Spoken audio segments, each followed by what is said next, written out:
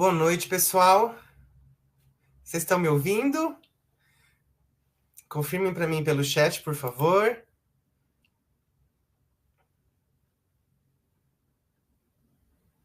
Conseguem me ouvir? Sim? Beleza. Pessoal, então, bem-vindos e bem-vindas aqui na nossa palestra especial para a gente comemorar o Dia do Psicólogo e da Psicóloga. E com vocês, futuros profissionais da psicologia, e também temos aqui profissionais que já são formados, além dos demais professores da instituição, da Unifatesc. Então, a gente agradece a presença de vocês aqui hoje. Sintam-se em casa, aproveitem esse momento. A gente tem aí uma convidada que já eu vou apresentar para vocês. Então, nós já estamos em mais de 100 pessoas aqui, nessa data tão especial, não é? Dia 27 de agosto, 62 anos que a psicologia é uma profissão no nosso país. Esse momento não pode passar em branco, né? Então, vou convidar a professora Alda para falar um pouquinho com vocês também, para logo a gente começar já a palestra. Olá, nossa querida palestrante, Ruana Esther, acadêmicos do curso de Psicologia, motivo maior para a realização deste evento, colegas profissionais, convidados, boa noite. Tenho certeza que teremos uma boa noite. Hoje, como disse o nosso professor Zeca, é comemorado o Dia do Psicólogo. Esta data foi escolhida em homenagem à regularização da nossa profissão no Brasil, em 1962. A construção do profissional de psicologia, além da graduação, acontece por meio de ensino, psicanálise ou psicoterapia e supervisão. E durante um bom tempo, Ruana, nossa convidada especial, e eu compartilhamos desta etapa da nossa formação pós-graduação, o que fez toda a diferença no profissional que somos hoje. Lembro de você, Ruana, com carinho e gratidão por tantos encontros de grupos de estudos e supervisões que participamos na sua clínica em Maringá, onde tivemos a oportunidade de receber profissionais, como, por exemplo, o Zimmermann, conhecido dos nossos alunos pelas suas obras, para nos ensinar, para nos supervisionar, para compartilhar conosco as suas experiências. Vivemos momentos alegres, juntas e de muito aprendizado. Muitos sábados, o dia todo, investidos na nossa vida profissional. Hoje, Ruana, você está conosco para ocupar o lugar que aqueles profissionais tiveram para nós na vida profissional dos acadêmicos da Unifatesc e dos psicólogos que nos assistem. Em nome dos diretores da nossa instituição, eu agradeço por sua prontidão em nos atender. E com muita atenção, tenho certeza, mais uma vez, vou aprender muito com você. Muito obrigada. Perfeito, Alda. Lindas palavras.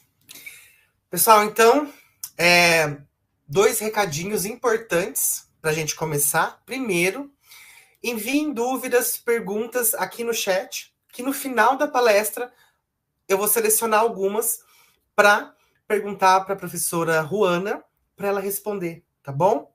Segundo ponto, nós vamos enviar aqui no chat, mas para o final, a lista de presença, tá? Então é importante que todo mundo responda ao formulário para as presenças de vocês aqui serem contabilizadas nas disciplinas que acontecem na terça-feira, tá bom?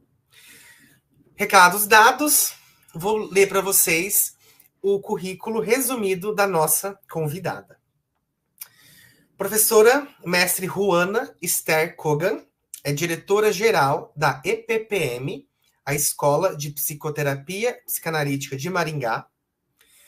é psicóloga clínica pela Universidade Nacional de Buenos Aires, ex-residente do Hospital de Niños de Buenos Aires, no serviço de psicopatologia, no setor de pré e pós-cirúrgico. É especialista em clínica, fundadora e ex-professora do CEPAI, Centro de Estudos de Psicanálise e Análise Institucional em São Paulo. Mestre em Psicanálise de Família e Casal pelo IUSAM, professora convidada do mestrado de Psicanálise de Família e de Casal do IUSAM, autora de artigos científicos, palestrante e diretora-geral e fundadora da Escola de Psicoterapia Psicanalítica de Maringá. Olha só, pessoal, que currículo, né? Então, aproveitem. Ruana, seja bem-vinda e a palavra é sua. Muito, muito obrigada. É um grande prazer estar aqui essa noite. Quero começar agradecendo às autoridades da Unifateci, na pessoa da professora Alda Lopes, por ter me convidado a falar com vocês nessa data tão especial, o Dia do Psicólogo, que celebra a nossa profissão, parte ciência, parte artesanato e um pouco de arte, talvez. Quando a professora Alda, a quem me liga também um vínculo de muito carinho, me surpreendeu com este convite, que muito me honra. Me perguntou pelo tema que eu gostaria de desenvolver nessa noite. Eu pensei na proximidade do Setembro Amarelo, que é um mês dedicado à conscientização sobre o suicídio. E achei que seria interessante compartilhar com todos vocês um pouco da minha experiência atual, que por força do tipo de pacientes que tenho recebido e supervisionado, está sendo muito marcada pelo que chamamos de organizações graves. Sempre considerei um privilégio extraordinário pertencer à agremiação dos que curam, e dentre todos eles, aos que praticam a clínica psicanalítica. Ocupar-se de cuidar do sofrimento humano é apaixonante e muitas vezes sofrido e até devastador.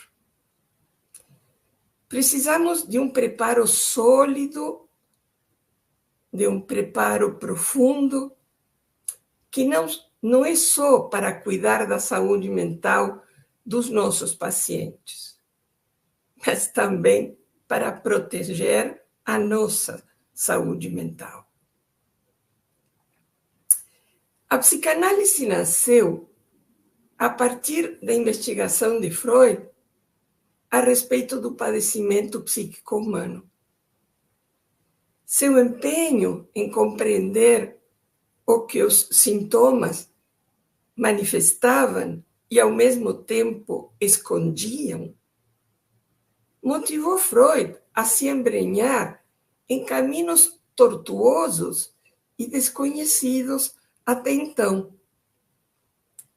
Poderíamos começar nos perguntando: o que produz sofrimento psíquico do ponto de vista da psicanálise? Bem, sempre que eu quero desenvolver um tema, faço o possível para usar um fragmento clínico como eixo condutor do meu pensamento. Por um lado, eu acho que isso torna as ideias mais claras. Por outro, me impede de decolar na direção de uma conversa excessivamente abstrata. Então, eu vou lhes apresentar a João. João é um homem de meia idade. Ele chega para uma primeira consulta. Se senta na minha frente. Sua postura física revela um profundo abatimento. Estou aqui para falar contigo da minha dor, me diz. Essa noite eu não dormi.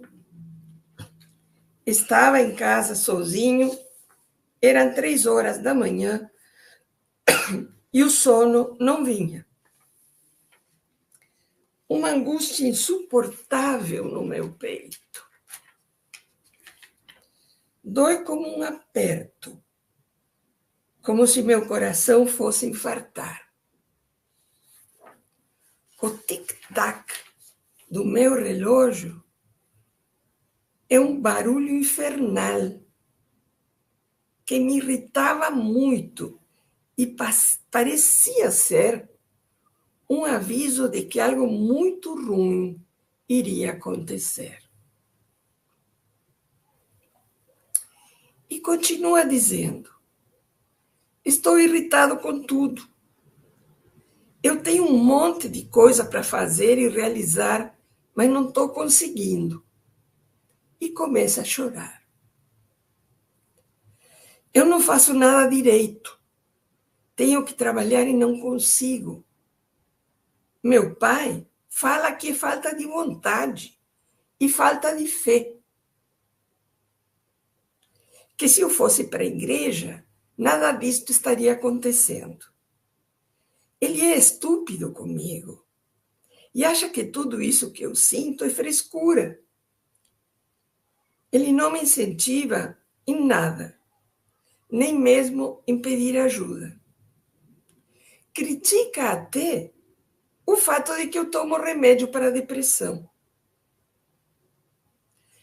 Quem vai ao psiquiatra é um louco, me diz. Quem toma remédio são pessoas fracas da cabeça. Eu não aguento mais essa ansiedade e essa tristeza. Estou sofrendo muito. Estou há 2 anos nesta tristeza e desânimo. Será que você poderia me ajudar?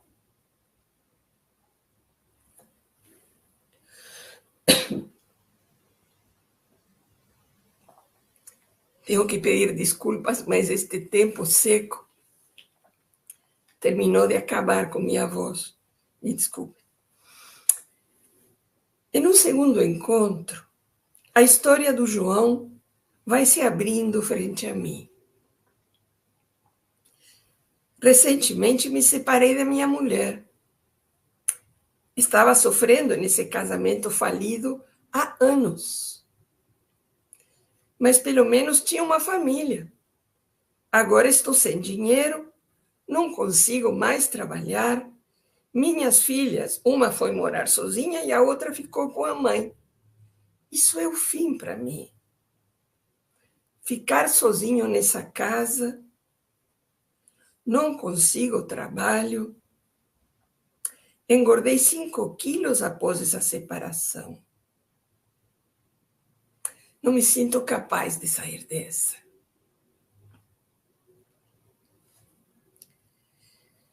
Em um encontro posterior, ele relata: eu sofri muito com minha mãe, pois ela nunca me dava atenção, sempre muito fria, quase nunca me abraçou. Minha mãe culpa minha avó, que era muito agressiva, e batia nela com frequência. Não vejo mais sentido para viver. Agora, o que vem na minha frente é que se eu morresse, seria um alívio imediato de toda essa angústia que estou sentindo. E eu deixaria de ser um incômodo para toda a minha família. Estou desanimado para tudo. Não consigo sair da cama, nem tomar banho. Sinto vergonha de mim. A angústia me acompanha desde criança. Quando minha mãe brigava comigo e chamava a filha da vizinha para ajudá-la. Eu tinha 11 anos e sentia que minha mãe não gostava de mim. Aliás, ela não gosta nem hoje. Eu acreditava e ainda acredito que eu não era uma criança boa. Tentava trazer notas boas da escola, ajudar a consertar coisas quando quebravam na minha casa, mas nada tinha valor. Minha mãe frequentemente, quando brigava ou discutia comigo, falava que eu não prestava. Chamava a filha do vizinho, que tinha a mesma idade que eu, e elas ficavam conversando e rindo.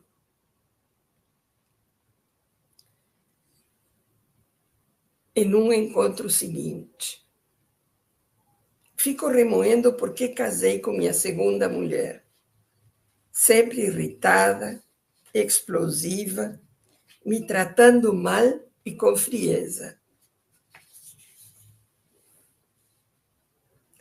Muitas vezes eu via nela a minha mãe, fria e distante. A vida inteira tentei me aproximar da minha mãe, mas nunca tive sucesso. Realmente, eu não devo ter nenhum valor, pois nem minha mãe, nem meu pai gostam de mim, quanto mais os outros. Parece que falta algo em mim, pois já é o segundo casamento que não dá certo. Eu sou uma pessoa estragada.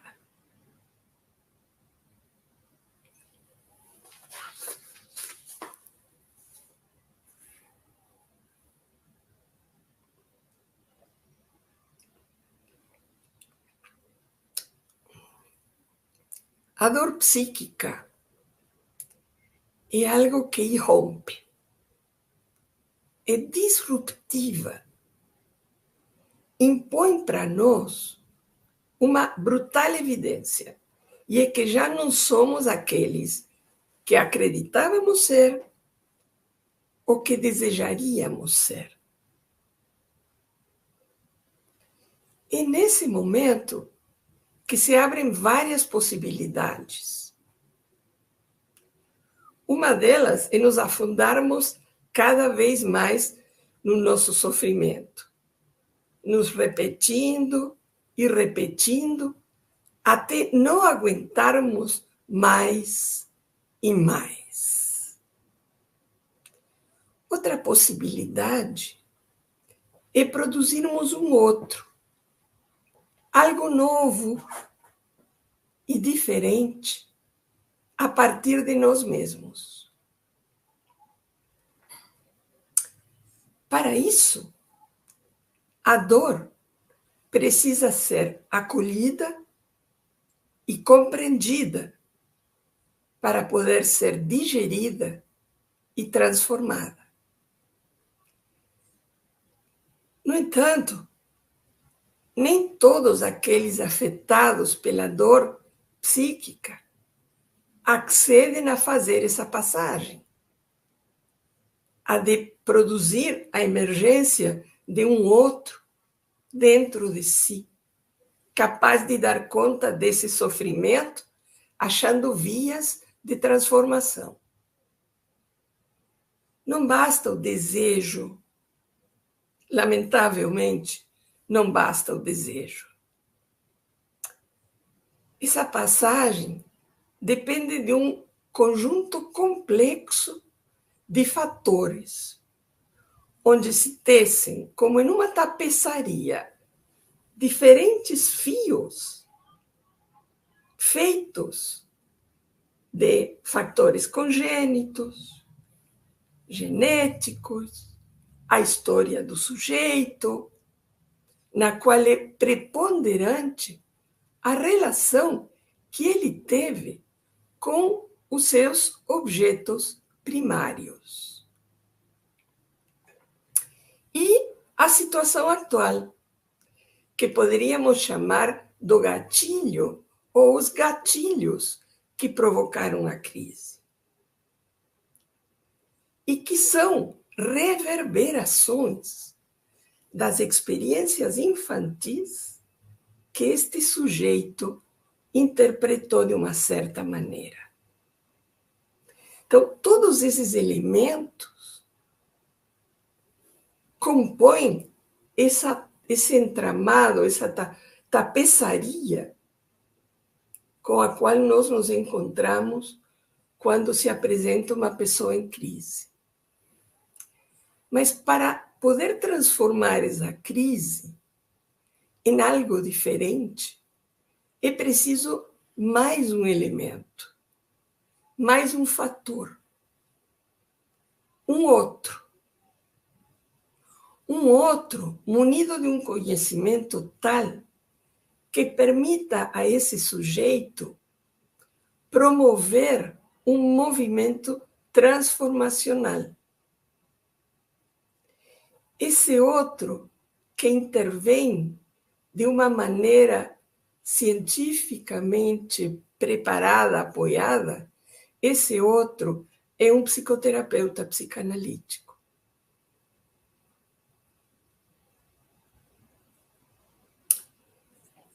No entanto, existem mais alguns fatores para complicar ainda mais essa possível transformação. Na sociedade performática na qual vivemos, a dor e o sofrimento são empurrados para a periferia, em troca de um medíocre bem-estar. Nosso tempo está regido pelo desprestígio do sofrimento, da dor, da solidão, da frustração, da vulnerabilidade. Tudo isso se esconde. Se esconde dos amigos, quanto mais se esconde dos outros. O desprestígio do sofrimento tem se tornado um poderoso e onipresente fundamento ideológico da vida coletiva, na forma de uma pseudo-vitalidade, gente. Nós habitamos uma sociedade da pura vivacidade, onde o movimento não pode parar. Muitos são os mecanismos a serviço desse fenômeno, de que o movimento não pare. O primeiro deles, o mais utilizado, é a medicalização. A medicalização da existência. É um expediente bastante eficiente de alívio, pelo menos temporariamente eficiente. Isso é tão sério, gente, no Brasil, que somos um dos países que mais medicamentos consomem no mundo. Mas isso não é porque somos muitos. Essa estatística foi feita em proporção à população. Quem teve oportunidade de viajar para outros países pode ter percebido que o número de farmácias nas cidades não se parece nem um pouco ao número de farmácias que existem nas nossas cidades. Em Maringá, que é a cidade onde eu moro, tem uma farmácia a cada 2 quarteirões, e às vezes uma em frente à outra. Quem consome tantos medicamentos e por quê? Temos também o uso de drogas ilícitas, com as consequentes euforias da drogadicção. O consumo excessivo de álcool, perfeitamente aceito socialmente. Outro recurso para o alívio das angústias, para que ninguém perceba. É muito comum ouvir os jovens ou adolescentes nas nossas salas de consulta dizendo: se eu não beber, eu não consigo ir para a balada. Eu não consigo falar com ninguém se eu não beber.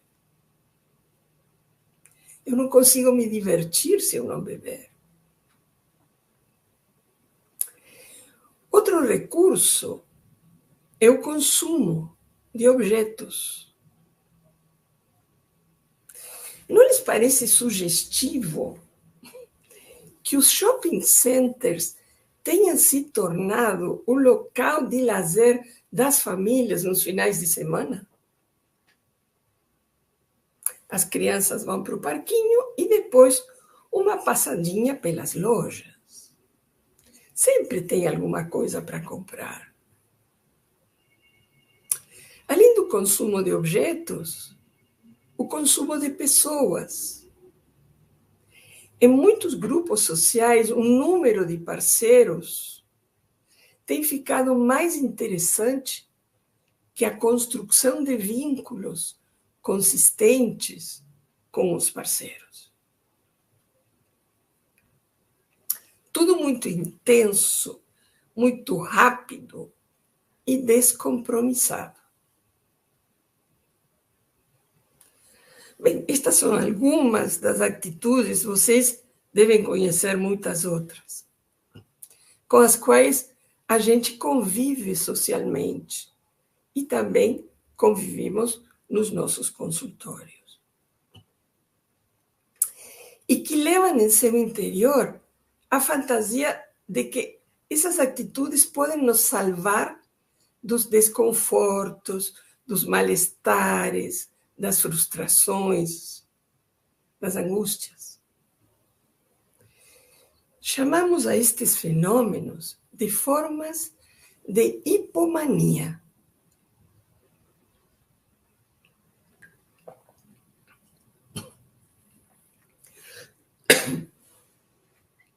O mundo,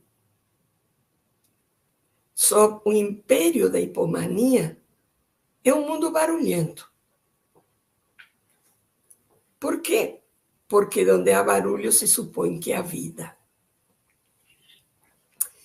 Esse mundo barulhento é também habitado por silêncios assustadores. Aliás, quanto mais assustadores os silêncios, mais barulho é necessário produzir para encobri-los. Nesses silêncios se encontram as perdas não elaboradas, os traumas vividos, experiências de carência e tantas outras. Assim como também experiências de intrusão. O que significa isto? De ter vivido com um entorno onde não se era possível ser si mesmo, onde se era obrigatório ser outro. Um exemplo disso é o que está se passando com a infância de hoje. Em nome de que passem num futuro vestibular, ou de não ficarem para trás em relação com outras crianças, que se tornaram suas concorrentes. Literalmente, as crianças atualmente não têm tempo para brincar com liberdade. E brincar é o trabalho mais importante da infância. E por que não tem tempo para brincar com liberdade? Porque precisam fazer aulas de tudo o que esteja na moda. Vivemos em um mundo colonizado pelo ideal do triunfo e da fama. donde se impõe o sucesso, a dor deve permanecer reclusa e, se possível, amordaçada. Nesse contexto, encontramos a João, que não é mais que uma metáfora. Uma boa parte dos pacientes atuais nas nossas clínicas são sujeitos em grande sofrimento. Apresentam uma tendência a se passivizar, a se enclaustrar, a ficar dias dentro do quarto, a não se comunicar, a se deixar morrer física ou psiquicamente. São formas de sofrer nas quais a vitalidade vai se esmorecendo. A medicina as identifica como apatias, como aparentes ausências de afeto. Temos aí as famosíssimas depressões, com ou sem tristeza. Mas junto com elas, nos encontramos também com outro tipo de organizações de sofrimento. E vejam que eu não falo de patologias, propositalmente. Porque as pessoas sofremos, e o sofrimento é natural. Só é patologizado porque é necessário vender muitos medicamentos. Claro, se transforma em um quadro psicopatológico quando apresenta riscos, quando apresenta certas características que fazem com que uma pessoa se transforme em um risco para si mesma ou para os outros. Mas o problema é que o sofrimento tem sido patologizado muito antes dele ser uma patologia. Porque não aceitamos, não há espaço dentro desta sociedade do barulho ou da eficiência para as pessoas sofrerem. Pessoas que sofrem não são eficientes no trabalho, não são barulhentas na balada. Mas nos encontramos também com outras formas mais próximas da patologia, que tem o corpo como palco, por exemplo, que são as doenças psicossomáticas, as anorexias, as bulimias, as compulsões alimentares, atividade física compulsiva, e também outras formas de sofrer que viram patologia, como adicções ao sexo, ao jogo, e a última novidade, gente, em termos de adicção, que é a adicção às telas. Todas estas formas de sofrer, no meio psicanalítico contemporâneo, estão sendo chamadas da clínica do vazio ou da clínica do desvalimento. E por que se chamam assim? Porque são organizações psíquicas que respondem a falhas precoces na relação com o entorno, o que chamamos de objeto primário. E o que é esse objeto primário? Aqui não se trata só do pai ou só da mãe. Vamos tirar a mãe da fogueira, por favor. Já chega de culpar a mãe de tudo que acontece no mundo. Então, se trata do conjunto de experiências, de cuidados que o sujeito recebeu, sobretudo na infância, e de como ele as interpretou. Na psicanálise contemporânea, nós falamos da relação com o objeto primário. Porque sabemos que nem sempre é uma mãe, mulher, função de sustentação, que é quem cuida do bebê. E não por isso essa função não é realizada com maestria. Portanto, as experiências de cuidado com as pessoas importantes, significativas do entorno, são o que compõem o objeto primário. Para deixar isto mais claro, gente, vamos falar novamente de João.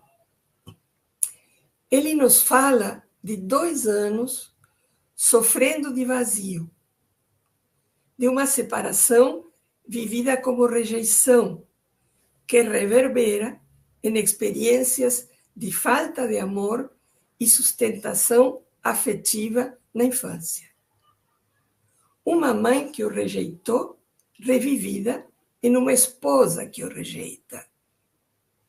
Um pai que o desqualificava e desqualifica ainda hoje, revivido nos problemas com o trabalho, na falta de dinheiro, no fato de ter sido mandado embora do seu serviço. Por que estas experiências de rejeição do presente, esposa, trabalho, falta de dinheiro, se tornam tão intensas a ponto de produzir essa vivência de vazio, de autodesprezo, de falta de sentido para a vida que nos transmite João? Como pode acontecer semelhante estrago? A função inconsciente de uma crise intensa consiste em revelar o próprio si mesmo para um outro, buscando uma compreensão que possa transformar esse sofrimento, de modo que o cerne da angústia seja compreendido de forma direta. Isto não se refere a quadros clínicos específicos. As crises, por vezes, são desencadeadas muitas vezes, por um acontecimento externo. Com frequência, um acontecimento tão sutil que nem o sujeito, nem o entorno percebem. Já que a força da crise vem, na realidade, da reverberação de isto que aconteceu na situação atual, que é o gatilho, nas falhas precoces na relação com o objeto primário. Lembrem, o objeto primário é a denominação que damos às experiências infantis de cuidado que aconteceram com aqueles que brindaram o aconchego, os primeiros cuidados durante os primeiros anos de vida.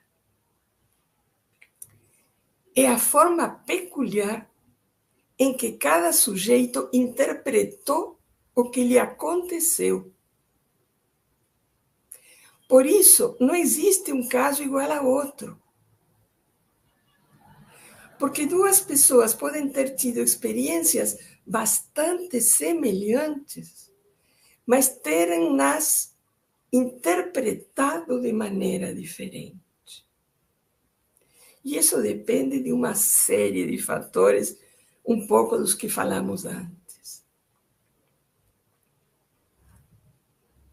Então, repetindo, nos eventos que podem precipitar crises, podemos encontrar uma conexão direta com experiências emocionais infantis. Os gatilhos atuais podem ser o rompimento de uma relação amorosa, uma morte, uma rejeição profissional, mas também pode ser uma multa de trânsito, ou mesmo um comentário agressivo de um vizinho ou de um estranho. Algumas parecem situações totalmente inofensivas às vezes, mas que de alguma maneira suscitam questões latentes que estão à espera de uma oportunidade para serem desveladas, compreendidas e elaboradas.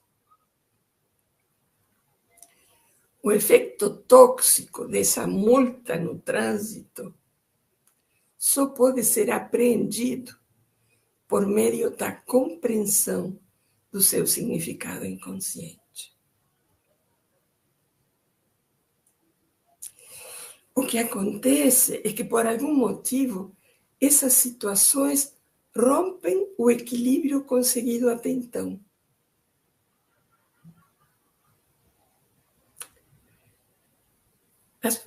As pessoas que chegam em crise até nós, elas tinham uma organização para se defenderem de seus sofrimentos, o que nós chamamos de defesas.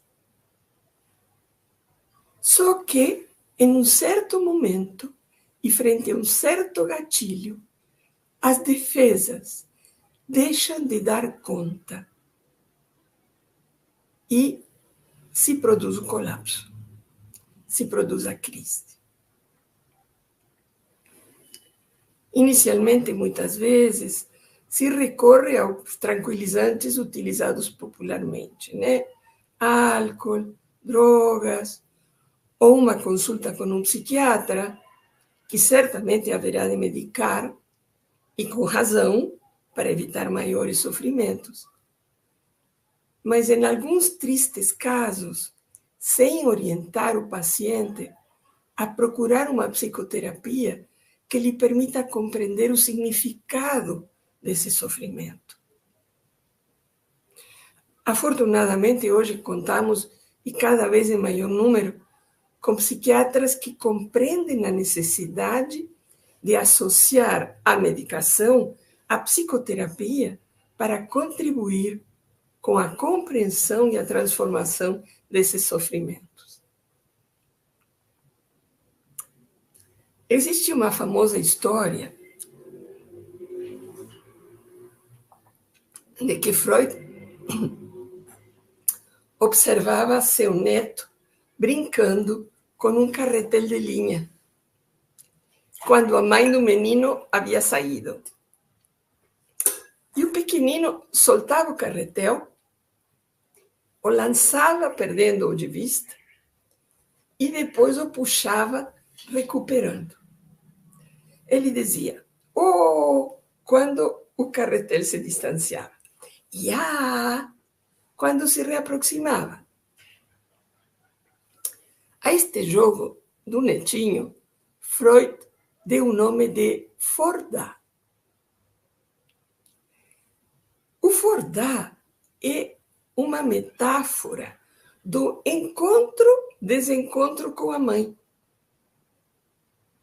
Neste caso, mãe é a metáfora da pessoa que se ocupa de sua sustentação física e emocional.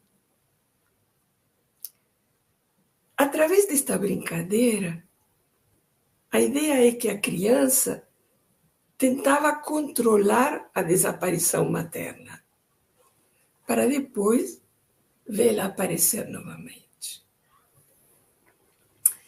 No caso que estamos acompanhando, o João, a lógica do objeto perdido, encontrado, é substituída pela lógica do objeto não encontrado. Um objeto primário que rejeita é um objeto que não se encontra.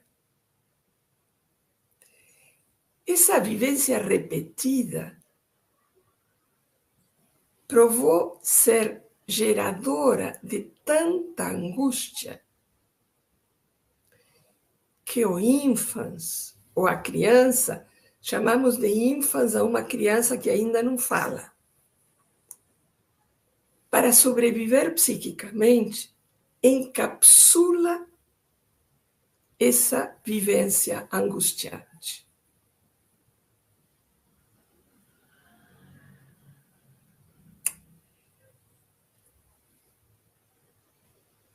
Por que ela é encapsulada?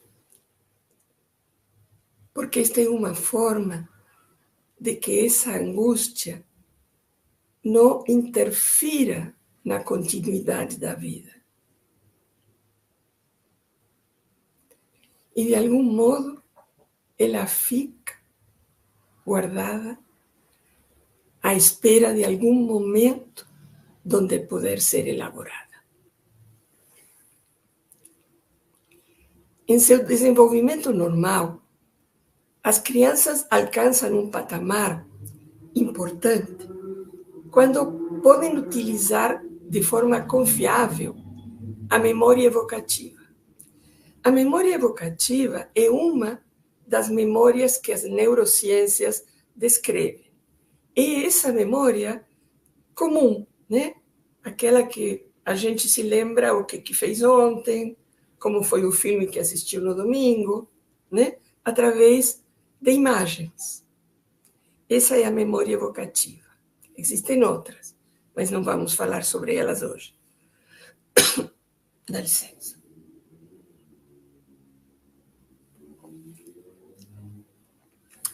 Os traumas e o abandono durante o desenvolvimento, este não encontrar o objeto perdido, comprometem a capacidade de ter uma memória evocativa que traga lembranças boas.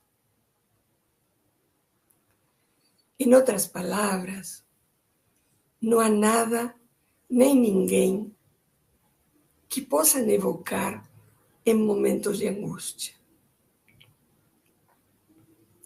E isso os deixa sozinhos, mais sozinhos ainda. Esse déficit os faz vulneráveis a outras perdas e novos traumas, que, por sua vez, criam novas experiências de solidão, que, em alguns casos extremos, podem convidar ao suicídio. Estas crianças ficam com a pele fina, tão fina, que uma nova pressão pode virar um machucado. A pele psíquica, claro.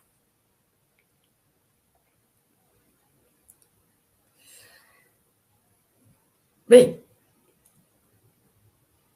eu disse que ia compartilhar algo de minha experiência com vocês. Como trabalhamos nestes casos? Partimos da concepção de que precisamos oferecer ao nosso paciente uma experiência emocional que repare algumas das falhas que produziram esses modos de sofrer.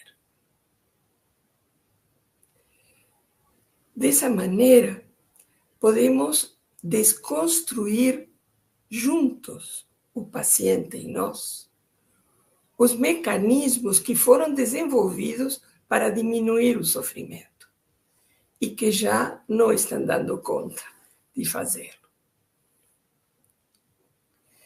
Longe da psicanálise tradicional e popularmente conhecida, aquela do paciente no divã, onde nos limitávamos a interpretar a emergência do inconsciente através dos xistes, dos sonhos, dos sintomas, ou dos lapsos ou atos falhos, a psicanálise contemporânea, a partir das demandas da clínica, desenvolveu recursos teóricos e práticos para intervir em tratamentos de pacientes severamente perturbados com falhas do entorno nos primeiros anos de vida.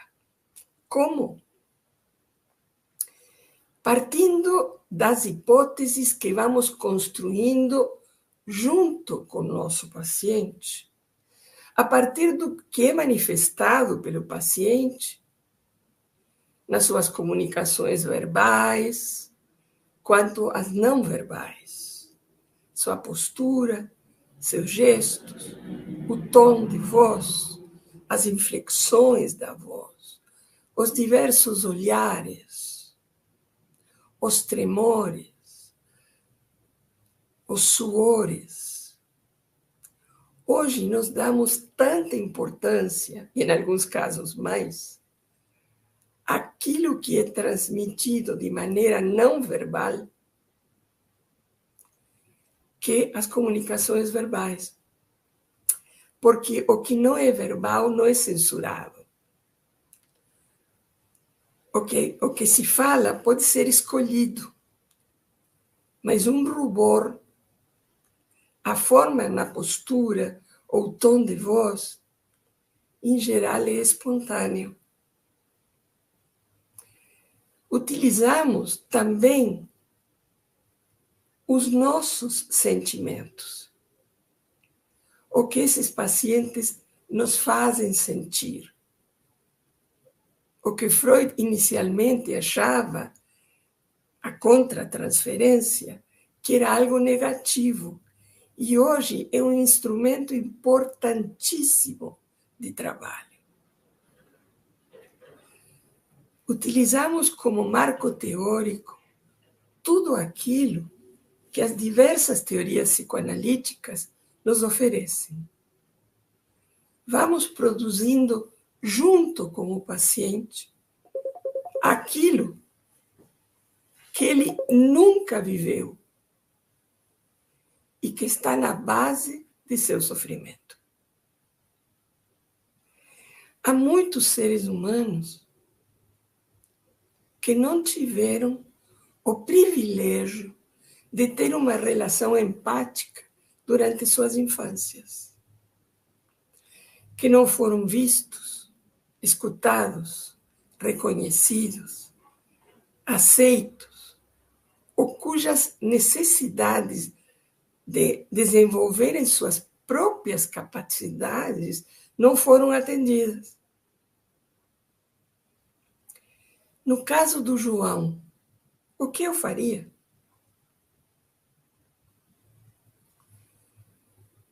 A experiência tem nos mostrado que o tratamento de um paciente grave é muito diferente do tratamento de aquele que não é grave.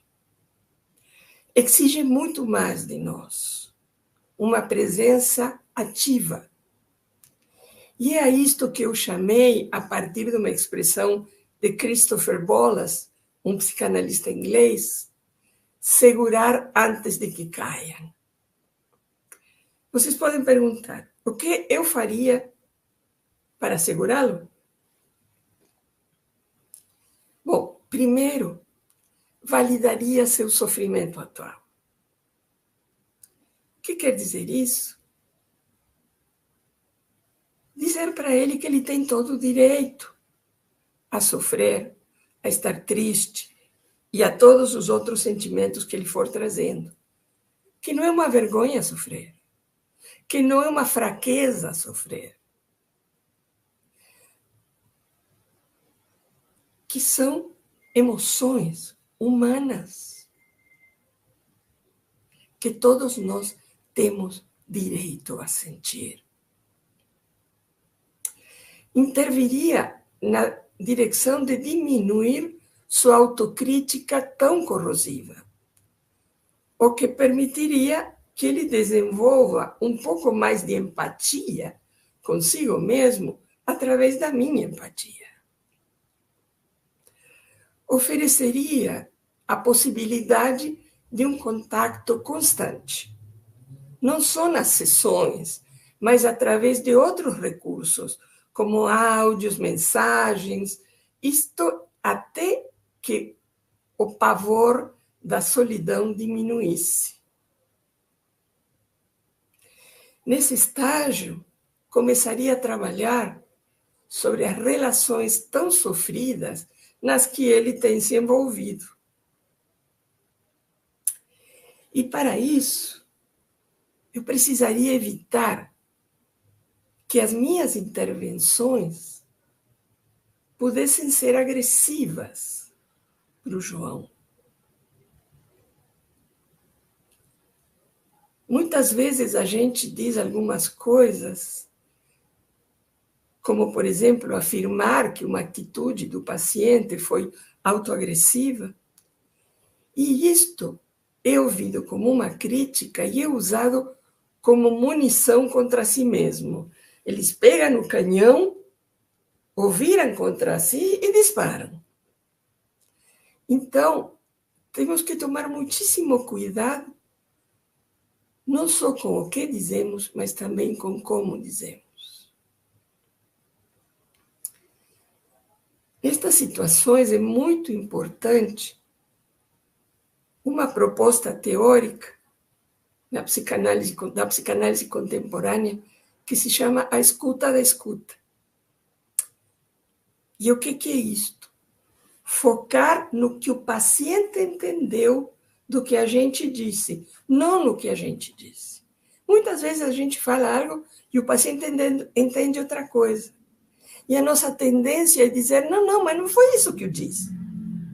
Mas o importante é focarmos no que ele entendeu, porque isso nos mostra como funciona a mente dele.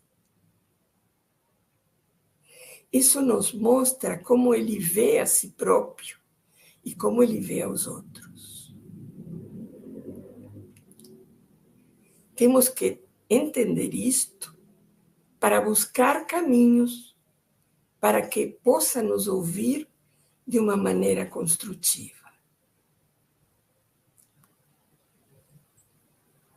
A partir da construção de uma confiança no trabalho de nossa dupla, podemos começar a fazer ligações entre o que acontece na atualidade e as vivências infantis, que provocaram esta forma de lidar com sua vida atual. E buscar outros caminhos mais construtivos para resolver suas dificuldades. Então, a partir de tudo isto que eu disse, quais são as aptidões necessárias para um terapeuta psicanalítico nestes casos? Quais são as aptidões necessárias para que podamos segurá-los antes de que caiam? Como vimos, tem que ter capacidade empática. A empatia não serve só como método de observação, mas para promover uma experiência extraordinária para aqueles que não puderam encontrar em seus primeiros anos de vida outros que fossem empáticos. A empatia é um fenômeno inerente à comunicação humana. Se trata de reconstruir em um dos sujeitos os estados psíquicos do outro. Para que isso possa acontecer, o terapeuta terá que ter uma base vivencial, mas também, claro, nós não podemos ter todas as experiências do mundo para podermos reconhecer e ser empáticos com experiências dos pacientes. E por isso Freud estimulava seus discípulos a ler literatura, a conhecer arte, a viver através da experiência dos personagens, da experiência dos pintores, dos escultores, das emoções que eles colocaram nas suas obras, experiências que nós não tivemos. mas que podemos reconhecer eventualmente em algum dos nossos pacientes. Tudo isto forma parte de nossa caixa de ferramentas. Claro que tem mais uma ferramenta que é fundamental e que é nossa análise pessoal. Sem ela, muito pouco pode se fazer. Na nossa caixa de ferramentas, temos também uma série de teorias que nos permitem lidar com diferentes estados emocionais. Não tem uma teoria que sirva para tudo, gente. Por isso, precisamos conhecer muitos autores, muitas propostas e fazer nossa seleção. Quando um terapeuta compreende empaticamente o seu paciente, se produz nele uma ressonância vivencial isomórfica a do paciente. O que quero dizer com isso? Parecida, mas que não se mistura. É um recurso terapêutico. A empatia permite a constituição de um campo de interação terapêutico no qual vai se desenvolver o diálogo analítico. E desta forma, se criam condições para que aconteça o processo na direção da melhora do sofrimento. Porque, gente, se acompanhada adequadamente, uma crise, um colapso, pode ser uma oportunidade de atravessamento que promova uma profunda transformação pessoal. Se trata, como eu disse no início, de produzir um outro, algo inédito e diferente a partir de nós mesmos. Então, para encerrar minha fala, gostaria de lhes dizer que João é um personagem criado a partir de inúmeras histórias que meus pacientes compartilharam comigo, que me desafiaram a encontrar caminhos diversos, escolhendo em cada sessão, de forma totalmente artesanal, as formas de intervenção que fui considerando mais adequadas. Não existem protocolos a serem seguidos.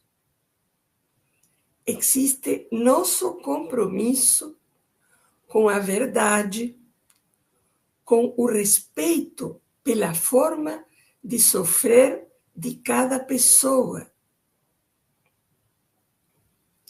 que foi a forma na qual cada sujeito conseguiu sobreviver até o momento de nosso encontro. Por isso precisamos respeitar muito essa forma de sofrer e não querer acabar com sintomas rapidamente. Portanto, é essencial que exista dentro de nós um intenso, inesgotável, eu diria, desejo de investigar, de aprender e a tolerância ao não saber. A ter que descobrir sessão a sessão, sem ter a ilusão de achar que sabemos a priori por que sofre uma pessoa. Muito obrigada.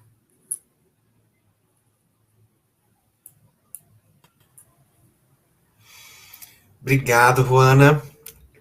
O pessoal está aqui no chat, os alunos, as alunas, professoras comentando as afetações da sua fala, as impressões. Eu agradeço por você transmitir para a gente psicanálise tão pura, na sua essência. A gente precisa disso. Muito obrigado. A gente tem uma pergunta, por enquanto, além de tantos comentários positivos. Posso ler para você a pergunta que temos aqui? Então, vamos lá. Vou fixar ela aqui também. Professor Esther, em um processo denso e exigente, como o caso do João, qual é o maior desejo do analista? O maior desejo do analista é mantê-lo vivo para que ele possa, junto com o analista, encontrar o sentido do sofrimento dele e poder transformá-lo.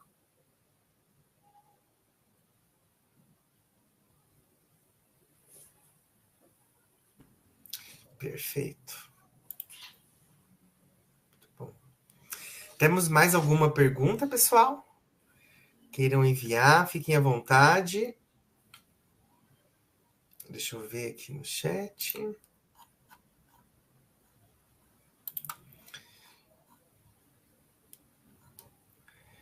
A professora Tamara Hitcher comentou: Esther, sempre nos apresentando temas difíceis com muita delicadeza. Sempre bom te ouvir, professora. Obrigada. Então... Bom, eu acho que não temos mais perguntas. Muitas palmas aqui. Receba as Muito felicitações. Obrigado. Deixa eu trazer, então, para nossa tela a professora Alda também. Certo. Esther, que bom ouvir você. Que agradável ouvir você. A forma como você apresenta a psicanálise, o que você se propôs a apresentar hoje. Eu diria que você apresenta uma teoria tão complexa, tão profunda, de uma forma tão pura e simples. Eu fiquei pensando nos alunos, né, ouvindo você, e que não teriam dificuldades de compreender. E nós sabemos que a teoria psicanalítica, a prática psicanalítica não é uma coisa simples, mas depende muito da forma como é apresentada.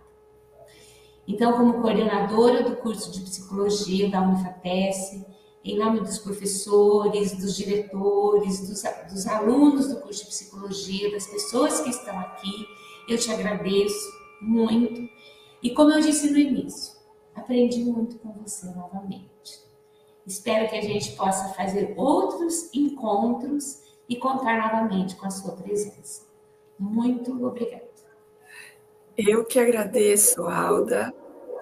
Agradeço pelo privilégio de estar com vocês hoje, por essa escuta tão respeituosa. Obrigada. Eu sei que o tema foi denso, mas estamos às vésperas do Setembro Amarelo e estamos realmente enfrentando problemas seríssimos, porque os casos que vêm se apresentando estão cada vez mais graves.